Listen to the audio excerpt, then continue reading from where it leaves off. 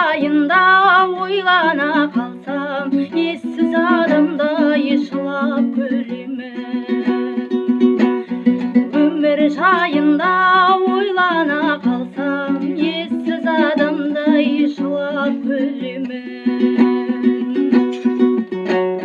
Жүрміз өлместей өмірге келіп, жалғанның жайлы төрінде көріп, басыңа жауған бақыттың бағы